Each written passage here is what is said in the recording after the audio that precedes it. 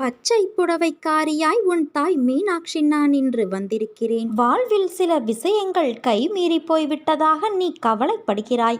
அதிலிருந்து என்னால் மீள முடியாதா அம்மா? என் தலைவிதி அவ்வளவுதானா என நீ அச்சப்படுகிறாய். உன் அம்மா நான் இருக்கிறேன். அச்சம் எதற்காக?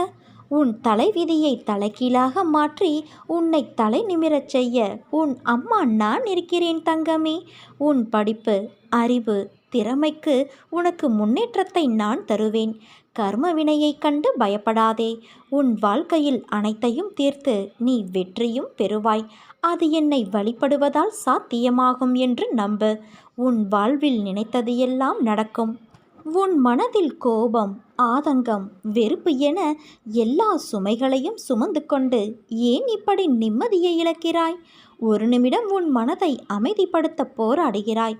உன்னை அழுத்தும் அனைத்தையும் அறிந்தவள் நான். நான் உன் மனதிலும் உன் உலகத்திலும் உனக்காக வாழ்கிறேன். நான் எப்படி வெறுமையாய் நின்று கொண்டு இருப்பேன்? கையில் சூடுபட்டாலே தாங்காத உன் மனம் கொதிக்கின்றது. உன் மனதில் ஓடும் எதிர்மறை எண்ணங்கள் உன்னை வலுவிழக்க செய்கிறது. மனதில் பலமில்லாமல் நீ தவிக்கின்றாய். உன் மனதில் உள்ள குமுறலும் நான் அறிவேன் குழந்தையே. ஏன் எனக்கு இவ்வளவு கஷ்டம் என்கிறாயா? கஷ்டம் யாருக்கு இல்லை?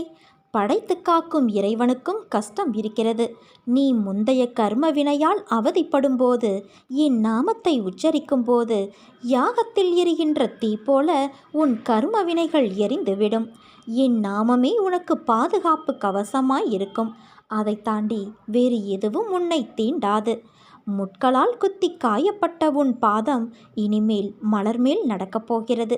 நீ ஒரு காரியத்திற்காக போகிறாய் என்றால் உனக்கு முன்னே சென்று உன் தேவையை பூர்த்தி செய்து காரியத்தை நான் முடித்து வைத்திருப்பேன். அதனால் நீ மகுடமாய் உயரப்போகும் காலம் வந்து விட்டது. நீ தேடி அலைந்தது எல்லாம் இனிமேல் உன் கையில் வந்து சேரும். அதனால் நீ எதற்கும் பயப்படாதே, கலங்காதே.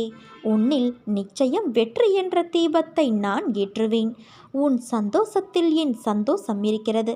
உன் அழுகையில் என் கண்ணீரும் இருக்கிறது.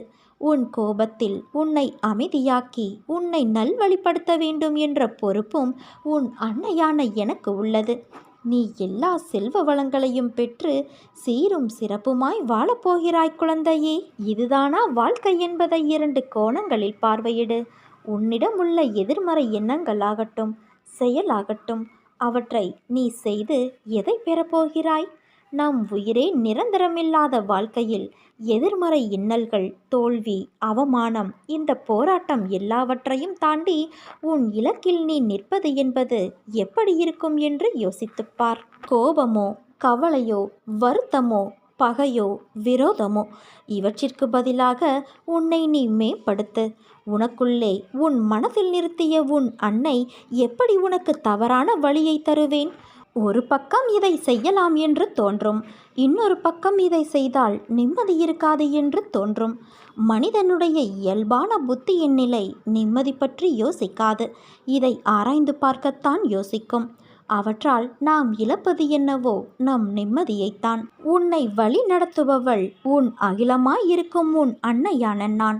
எதுவும் தப்பாய் போகாது என்ற நம்பிக்கையோடு எதையும் யோசிக்காமல் நீ கொஞ்சம் பொறுமையாக இரு.